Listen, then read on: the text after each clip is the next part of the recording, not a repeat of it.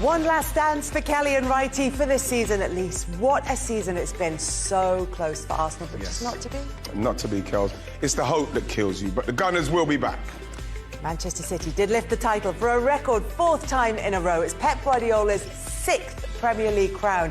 He says the club has achieved the impossible. So is this City side the best of all time? I had everything crossed for the final day, but Arsenal just fell short. Mikel Arteta has promised the fans that he will bring the title back to Arsenal, and I believe him. Well, what an emotional day it was at Anfield, talking of believers, where Jurgen Klopp said goodbye after 9 years at Liverpool. We paid tribute to one of the Premier League's greatest managers. And we'll be doing our own Kelly and Wrighty End of Season Awards. See if you agree with my choices. We have had some huge highs over the last 9 months or so. You've got the fight in you to go again next season? I've always got the dog and the fight in me, Kels. The title race nearly finished me off, though. I can't lie. You might not want to watch this. And this is it, your final Premier League table. Manchester City won their final 9 games to clinch their 4th consecutive title. Arsenal finished runners-up for the 2nd season in a row. Liverpool and Aston Villa secured the other 2 Champions League spots. And then Tottenham and Chelsea are guaranteed European football. Newcastle will go into the Europa Conference League if Manchester City beat Manchester United in the FA Cup final. United's 8th place finish, their worst in Premier League history. David Moyes leaves West Ham with Julen Lopetegui set to replace him. Crystal Palace finished in the top 10 after a blistering end to the season. And for just the 2nd time in Premier League history, all 3 promoted sides have been relegated. Sheffield United conceded 104 goals in the end. That is the most in a Premier League season. Nottingham Forest 2-1 win at Burnley on the final day means they stay up by 6 points. So comfortable in the end. Brighton finish 11th after just 1 win in the last 10 games.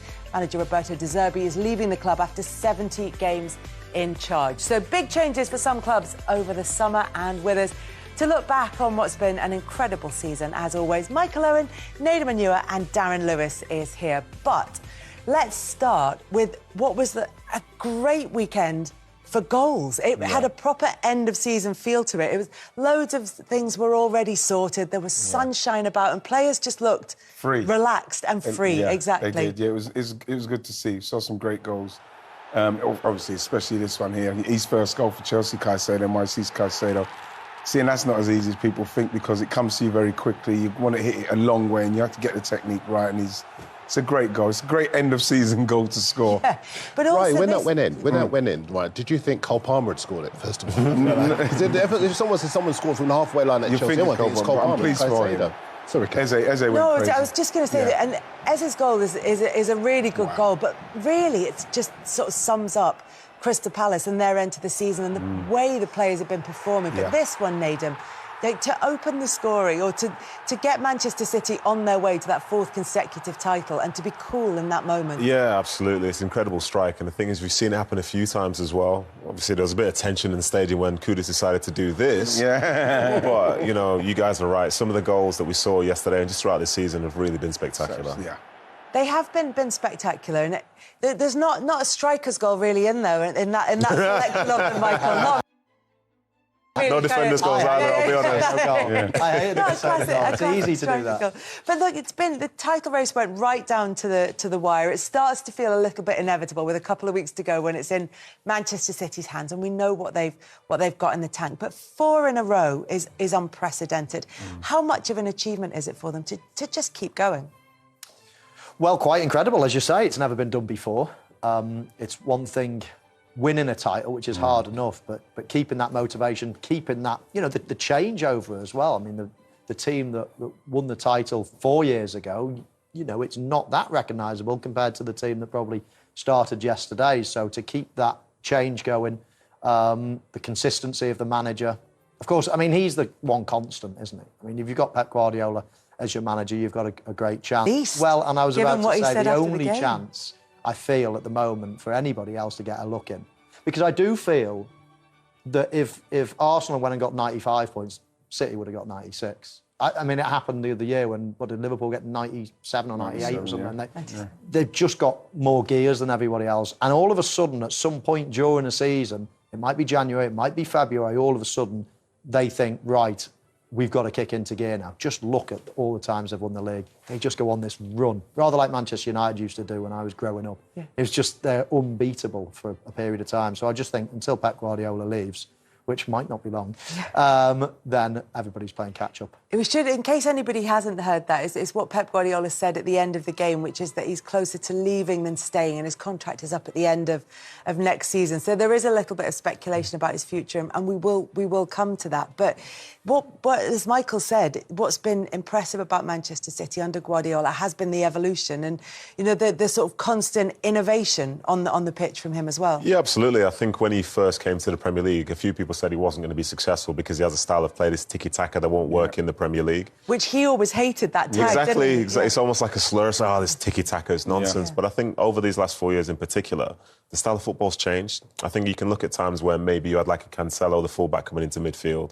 Then last season you're looking at a centre-back coming into midfield. Then this year there were more times where it's like Kovacic and Rodri in there, and Rodri's now scoring maybe 10 goals in the league. I think he's got an understanding that the league is constantly changing. You can't be successful next year with what you did this year. And I think that's something that gives them just that little bit of an advantage at times, because some teams are trying to achieve what City are doing. But I think he has a sort of different vision. For me, that's why he's my favourite manager of all time.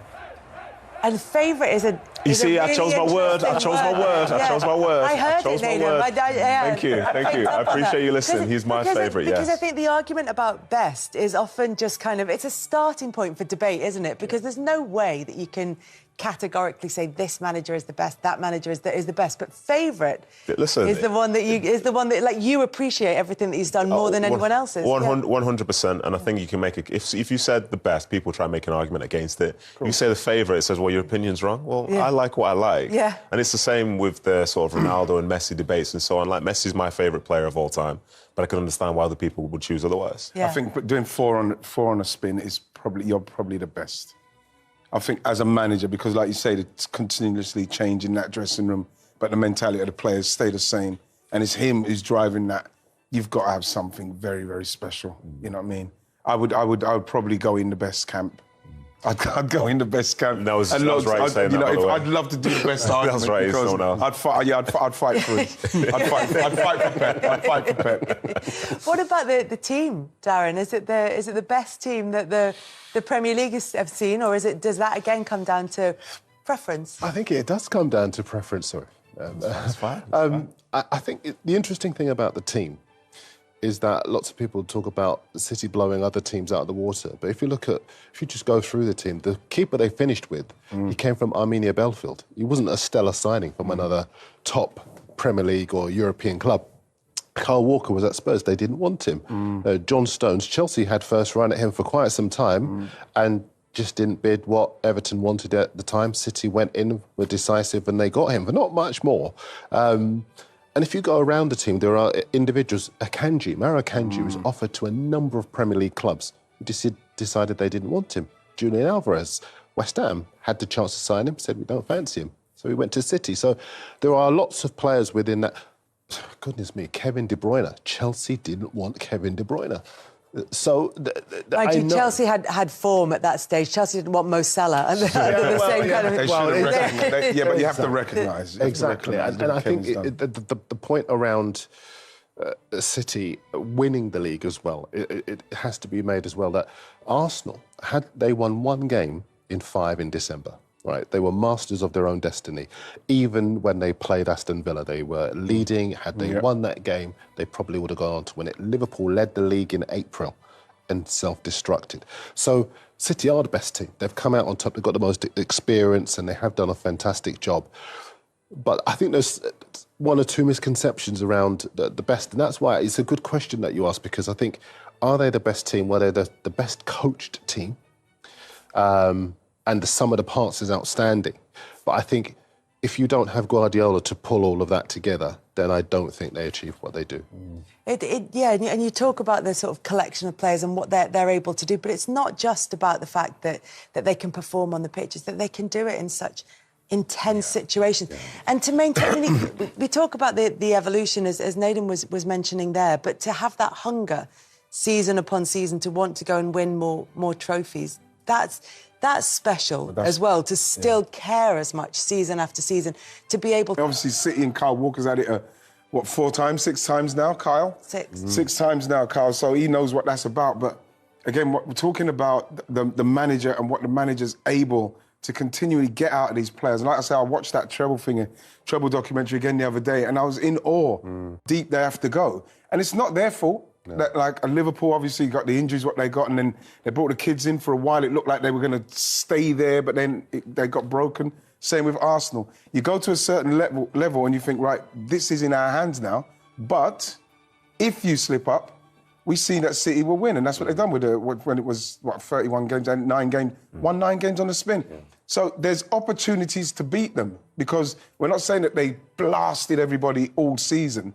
You know what I mean? They beat who they needed to beat, and they beat them sometimes 1-0, whatever it took. Drew if they needed to draw, but like what the other teams, like what Arsenal have to learn is recognise that, especially that Villa game. Recognise that. You have to recognise where you are in respect of not losing it. If you're not going to win it, not losing it. But what Michael's saying is, even if Arsenal had won that game, even if they didn't lose some of the games that they did lose, Manchester City would still have a bit more to go and go a little bit better than them and just keep staying narrowly ahead. Yeah, but we know they've got that, but then we need to see Arsenal put them in the situation so as we can see them do that. Yes, we've seen them do it, but this is what Arsenal's learning's got to be, is, OK, we know they're capable of doing that, but we've got to make sure that you've got to ask the question. Yeah, we will. Hang on, we will come to what's next for Arsenal, because you're racing. You're racing ahead of us at the moment. But before we do that, I want to talk about the future for Manchester City and hear from their manager, Pep Guardiola.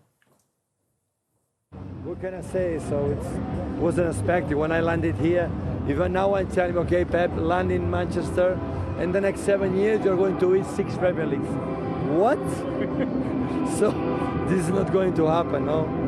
So 6, 6 is, we are like Chicago Bulls, They did 6, we did 6, so it's a lot, because it's every week, during many, many years, so proud. Well, he's proud of his team, but as we said, he did mention afterwards, when he was asked about his contract that's up at the end of next season, that he's closer to leaving than he is to staying. Would that... let's ask Nedum. Does that concern you? It doesn't concern me as such, purely because of how good he's been to this point.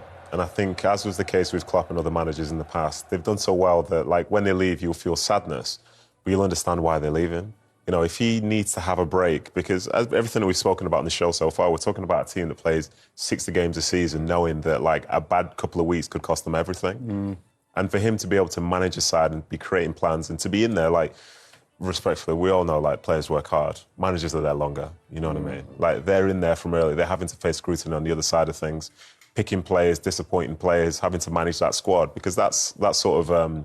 that side of harmony as well, about managing the squad in those moments, is also key. Yeah. So I think if he was to leave, I think people from a City perspective would probably feel the same way Liverpool did about Jurgen Klopp leaving yesterday. But I think one big change is, from when he first came into now, he's created a new culture at the football club, and nobody will be able to really be who he is in the club. But I believe the job that would be there after he leaves is one which is far more desirable than it would have been, say, the 7-8 years ago when he first came. I think that's the key thing for me. Absolutely. Yeah, and there is that they would want to have that kind of style of continuity to kind of keep that Manchester City machine running smoothly as it has been doing. What do you think, Darren? Is it starting to feel like this is going to be the farewell season for Pep Guardiola? It's an interesting have we got question. another season of a farewell tour, basically, is what I'm asking. Here we go again. Yeah. On the one hand, I think, yes. On the other hand, he's a terrific negotiator, because the minute he says that, everyone at City say to themselves, oh, my goodness, we've got to get whatever he needs to keep him at the club. Or they think to themselves, should we be thinking about looking maybe at Xabi Alonso or someone else around Europe who can come and maintain the high standard, the culture that Guardiola's managed to establish at the club? I think that culture speaks for a lot, and the people that are there already, that it's very hard to chisel away at that if it's so ingrained. I remember over years we always came to grow up with United as being the side you never gave up on because of the culture established by Sir Alex Ferguson, and subsequently they've become the team you can't trust because those values have eroded, but they're being built into what City are trying to do. And I think what he probably would look to do is leave them in a really good place so that whoever did take over would be able to maintain those values. I think it's interesting what you've both said there, because, Nadim, you're saying it's a much more attractive job than it would have been pre-Guardiola, and that you're both saying he's leaving the club in a great place in order for a new manager to build on. But when you mentioned Xabi Alonso there, one of the reasons that he was reported not to have been interested in the Liverpool job was the challenge of succeeding a Jurgen Klopp. Now, the challenge of succeeding a Pep Guardiola is a huge one as well. Do you think there might be a sort of reticence, especially when we see what happened with Unai Emery after Arsene Wenger in particular, and maybe to a lesser extent with David Moyes after Sir Alex Ferguson, that managers might be a bit nervous about thinking, yeah, I would happily take on Pep Guardiola's mantle, give it to me. That's always a problem. I mean, you flip it on the other side, you'd probably love the Chelsea job for the last 5 or 6 years because everybody keeps failing in recent times. And you'd love the Manchester United job probably for the last 10 years after Moyes failed and Van Gaal failed and Mourinho failed and whatever. So you'd have thought that the next one is going to get it right at Manchester United, because these big clubs can't continue struggling forever. My biggest question, I guess, for Nedim as well, is that it's not just the manager. I mean, when Sir Alex Ferguson left, David Gill left as well, and a lot of people think that was as big a problem as Ferguson leaving. But of course, Cheeky, exactly. Yeah. I mean, and that's where I'm going with this. It doesn't feel like when Pep goes, it'll just be Pep. It feels like it might be one or two key operators behind the scenes as well. Yeah, I think that is fair, and that is something which I'm a bit concerned about, because he's somebody behind the scenes who's so respected up and down the club, and so many changes that he's made across the board that literally makes them look the way they do today compared to when he first came in. And I think that sort of upheaval and change, should it happen, it shouldn't necessarily be catastrophic, because I think their idea is to leave it in a position whereby the next person to come in has the ability to do a good job. I think at times when we see certain managers and directors leave, they're kind of leaving a mess behind. And I think the point that Michael's making was a really good one. It should be good to come in at United because Van Gaal failed, because Moyes failed. But there's also a reason why those people were failing. And in the same way that at City you have Cheeky Begiristain, you've also got a bunch of players and a culture of the football club where at times they don't need to be motivated by the manager. They're motivated themselves because of the culture that exists there. So I think the Cheeky one would be a big, big miss for them. And it might not be the same version of City, but there's potential for someone to still be able to do a good job, I'd say. Yeah, and we'll have lots of time to talk about that and what next for Manchester City. But what we know right now is that they've won 4 straight Premier League titles. That's 6 for that group of players, or certainly that group of players that have been there the time with Pep Guardiola. But what next for Arsenal? Let's hear from their boss, Mikel Arteta. I think now it's time to have a break, think, reflect, and please keep pushing, keep inspiring this team. Don't be satisfied, because we want much more than that, and we're gonna get it. Thank you so much. Just as an aside, I do love that Arsenal do that. Everything that happens in the ground is accompanied by someone who is signing and just kind of makes everything more accessible. And listening to what Mikel Arteta had to say, and he's promising that Arsenal will win the Premier League title. I mean, you touched on it earlier about what they might need to do to just be able to get... It's only 2 points different. It's only 2 points difference. But it's 2 points difference with City pushing you all the way. Pushing you all the way. And again, it's like when you look at Mikel, you could just see the steely determination that he's ready to go again. He's literally a disciple of what Pep's doing. And when you look at what Pep's doing, and again, you know, they've done it 4 times now, and he still has the same drive and energy. And he knows that Mikel is coming, and he's coming with that same energy because he knows the levels he's going to have to bring just to try and compete with this guy. And this is why, again, when you talk about Pep, and if Pep left, you know, obviously it's going to be a manager of real stature, but like, are they going to have that same drive and obsession that Pep has? What I feel is now which Mikel has, because for the last 2 seasons, finishing second to Manchester City, it will take its toll at some stage on your mental, your resolve in keeping going. And this is why you have to admire Pep and what he's done with that team, because they have kept going and they look strong. And I think that Mikel knows what Arsenal are going to have to achieve. And this is why you look at him as a manager and you think, he has to have the same determination and drive as Pep. Otherwise, you're not going to be able to challenge him. And then it's up to Edu and them to now make the right decisions on who they let go, who they bring in, because it's going to be tough. And he said he's going to bring the Premier League to Arsenal. I believe that he will, but it might take another couple of years. But I think that we've definitely got the right guy in respects of the fight. You know. Yeah, lots of reports that a striker is the number one priority for Arsenal. I don't think they need to have insider knowledge to kind of work that one out. I do understand that, Kel, simply because in some of the games we're just talking, and you know, some games where it's really tight, like we can go back to the Villa game, we can go back to any of those games that Arsenal lost. If you had that striker who can get that goal out of nothing, it settles you down, you get the goal, and you know you've got somebody who could take a half chance. It's worth its weight in gold. It gets the whole team settled, you relax, and then you can start playing. But if you continually missing chances at a stage at the season where Arsenal were and none of the front guys were scoring, that then you start to feel the pressure in the team. And that is what you cannot do against City. You have to be able to score the goals. Now, we did score goals. We scored a lot of goals this season.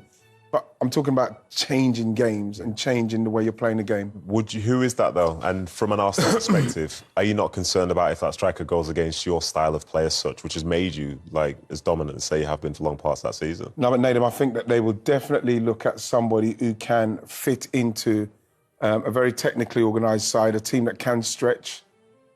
And, you know, there's a lot of talk about what's happening with Isak and Gimenez at Newcastle. But you look at Isak, and you can say, yeah, you could probably see someone like him at Arsenal, the way he plays. The way he plays, the way he can link, and the way that Mikel will probably want him to play in that team if it was him, or a player of that stature. But we need somebody, first and foremost, who's going to take the half chance. But you're both strikers. If you go into that team... me for a second. I've not been close. See your eyes twitching. What sort of... But I can be. Tonight, Darren, I'm going to... That's right, I'll miss... Do you think they need a 6-yard box poacher, or do you think they need an Isak who is going to stretch the play and under channels? You need them both, Mike, for me, because, obviously Arsenal got enough players when they're playing into the box, cutting it back. You need somebody that... When's the last time you saw Arsenal score a proper one, out of the blue, striker, bam, just have a shot from 25 yards or something like that? We're not seeing that goal. But we all talk about Ollie Watkins, and we say, well, what's the secret to you scoring as many goals as you have done this season? And he says, the manager's told me to stay in the 18-yard box. Yeah, Haaland, penalty box player, really. I mean, at Dortmund, he did a lot outside the box, but... at City is inside the box. And that's what's making me think that's what Arsenal are lacking. You can have both, though, can't you? I'd argue that Haaland can do both. It's just you don't get the opportunity to do one of them at Man City because everybody sits on the edge of their 18-yard box and you don't get any space in behind. And talking to Man City, I just feel as if we're actually talking about something we were talking about a couple of years ago with Haaland. I mean, Manchester City didn't have a striker, really. They did have Aguero. He was coming to the end, but he wasn't playing in that last season, really. Yeah. And everybody was saying, well, they're winning the league without a centre-forward. They're playing so well without us. Is it going to change the apple cart a little bit? They went and got him, and they've not looked back. You have to adapt. I said, I was a little... What were you going to say, Kels? I was just going to say it again because nobody laughed. I said, how did he get on? It was a little joke. I didn't say it was a good one. No, excuse me, the thing with, really good point. Really good point. You think, why does City need to pay for him? Because that is available. And you put that in the City side and you're getting what we're seeing now. We're still seeing City do their stuff because people like Foden's gone supernova. We know what De Bruyne is going to do. Rodri, Doku's come in and he's going to bring a whole new entity to the way they attack. You bring a striker in that can come in who's got the necessary skill set to fit into that and then bring that goal out of the blue, that, you get one on the edge of the box and turn and you just shoot. That kind of goal, not the one where you build it up to the line, cut it back. The goal, what's going to make you go, bam, we've got one out of nowhere, now we can just play and open them up more. That is the kind of striker, and I probably think that he's the person that could probably do that. The hard thing, I think, for Arsenal at the moment is not to be desperate for it. Yeah. It has to be the right person. Yeah. You don't want to be wasting 70, 80, 100 million on something that's not quite there because of desperation. Yeah, agree. And I think, he's right. Haaland came available. Right, we cannot afford to miss this. Whereas at the moment, can you get some of the players that would be good for Arsenal? Arguable. But then you look maybe a rung lower where you could get it. I would avoid that. They're doing fine as they are. I mean, and I would avoid that. So it's only if that real top one that's going to make the big difference. Don't be desperate. Bide your time. And when you're ready to pounce, just don't miss. Go and get the best. So the squad is good enough now as it is, and anything that comes in has to be able to make it stronger rather than taking a gamble. Because, I mean, look, someone like Tony at Brentford, he's available. Do you go and get somebody like that when there's question marks? Is he going to be able to up his game? Has he got the class to come off and do all the things? Is he the right personality for someone like Mikel? You need the right personality. So many all things. of these things. So there will be players out there that are very good that people say, just go and get him, Mikel, go and get him. And he might be the answer, don't get me wrong, but all I'm saying is there will be players that are desperate to walk to Arsenal now and that will become available. But I would just bide my time and wait for that right person. And if that right person is going to cost a lot of money, then fine. If he's not available now and it's next year, then fine.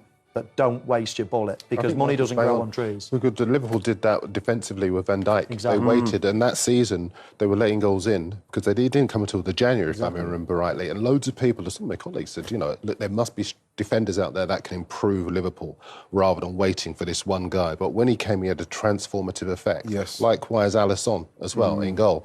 And when you do get the right player, he's there for years because you know you can rely on him.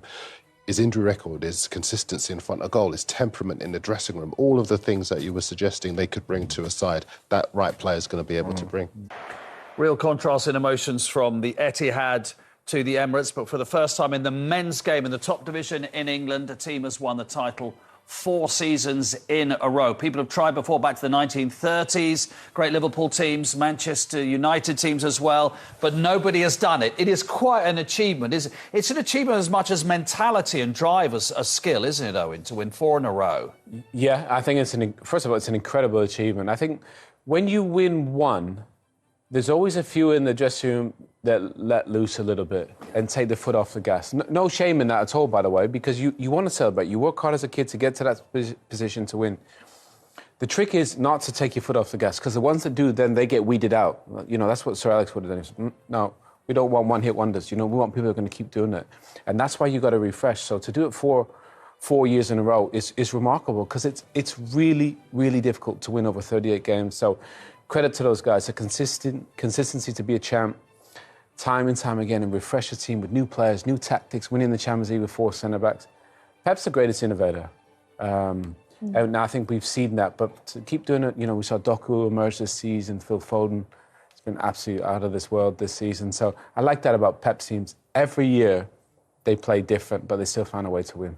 And there's always somebody chasing them as well. It's been Liverpool, now it's Arsenal. So it's not like they've won 4 in a row, Karen, and it's been easy and no one's got near them because they've got the best players and a genius manager. There's somebody pushing, and we'll see in a second statistically, there's somebody pushing them to the wire every time. Even if it isn't to the wire, everybody wants to beat them anyway. There's always a target on the back, even the teams that are not going to try and win the Premier League. You know, that's the hardest thing. Winning one, as we said, it's tough, but as Owen said there, it's tough to do it because of just the target on your back. Everyone raises their game 10%. And when you win the first one, you're chasing somebody else. When you're there at the top, you're doing this the whole time, looking over your shoulder. And that's the hardest thing, because you know Arteta's coming, you know Klopp was always coming for you. And to just try and keep them at bay is tiring. And you've got to have that energy and that motivation to keep them going. Let's just have a look at the statistics, because it's worth having a look at. And we've never had this in the top division in England, that you need this many points to get close to winning the title. So look, they got 100 points in 2017-18. 2018-19, they got 98 points. I mean, Liverpool were getting high 90s but couldn't win the title. A couple of seasons ago, when Liverpool got 92 points, Manchester City got 93. Now they've got 91 and they've won by 2. Basically, what we're saying, Owen, is you need 90 points to be considered. Well, Man City or whoever, Liverpool, Arsenal, whoever. You need 90. You need 30 wins, roughly. Well, that's why they're pretty much unbeatable over a 38-game season. Yeah. Because they're going to lose, 3 games? And all the other teams... What did Man United lose this season? 13, 14 or something? So for these guys in a Premier League season, they're going to lose... They might have 2 or 3 hiccups. That's it.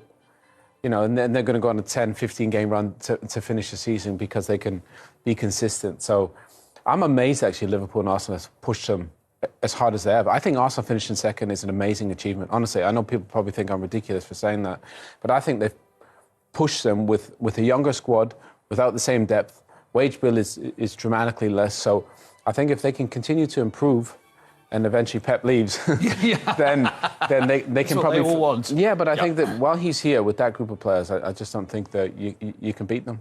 And they have an ability, don't they? Wherever, I mean, they're often not top at Christmas, Man City, are they? No. They're just not. They don't panic. Might be March, and then they go, OK, now we go. I mean, they haven't lost a league game since December, and they're unbeaten in 35 in all competitions.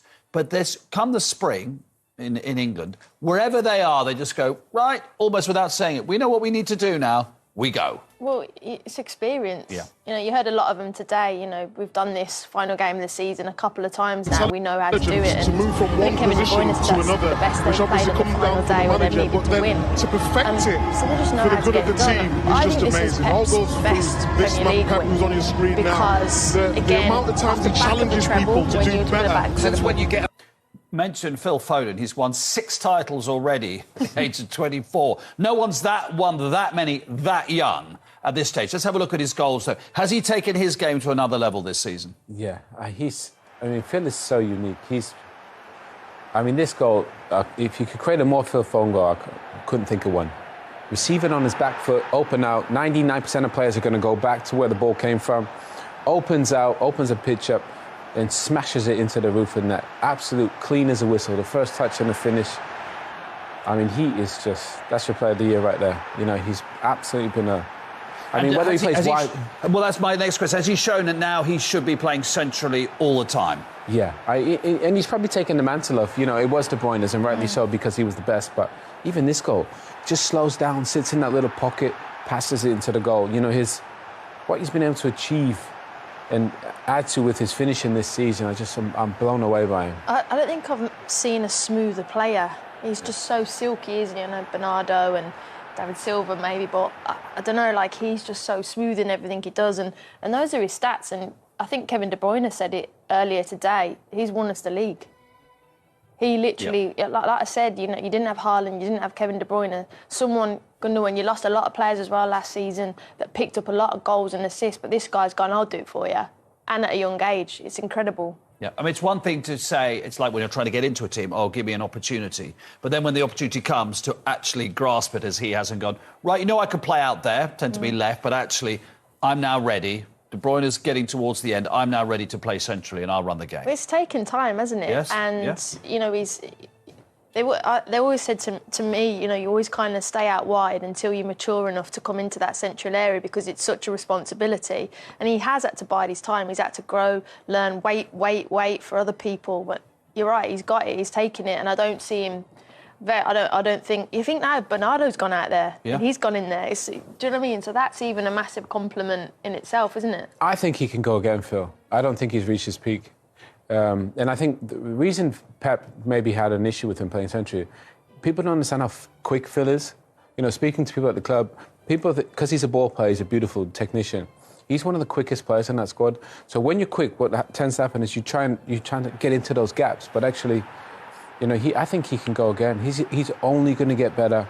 And to have the success he's had, his confidence is going to grow, and he's going to become even more unplayable.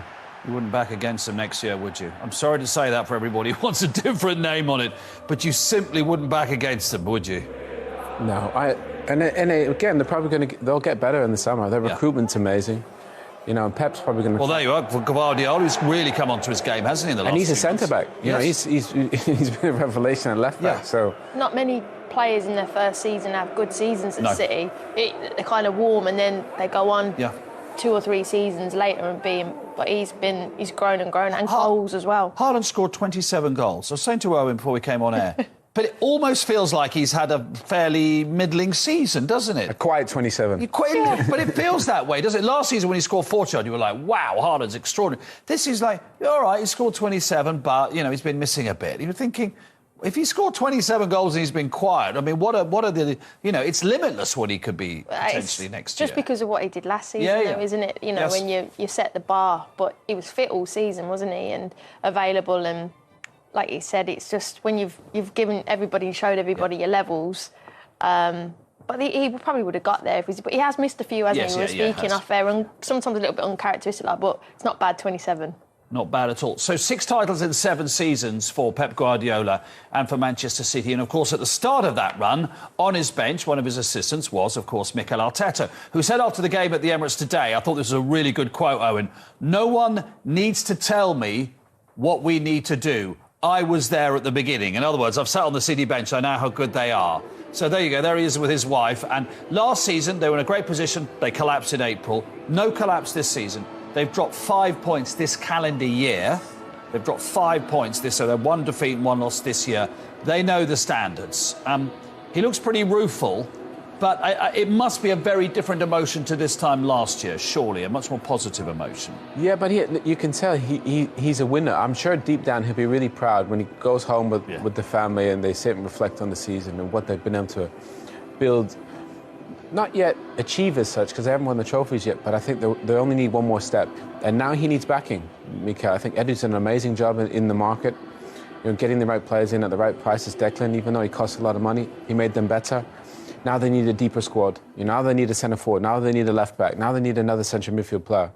But I trust him, Mikel, and I love the speech that he gave at the end. He wasn't smiling, it was all cheerleader stuff. It was, "We need you, thanks for being patient, but we're going to get there." And I believe him. I think they will. They just got to stick with him for a few years, build the squad up, and they're going to win some trophies. I mean, that's for sure. You played at Arsenal,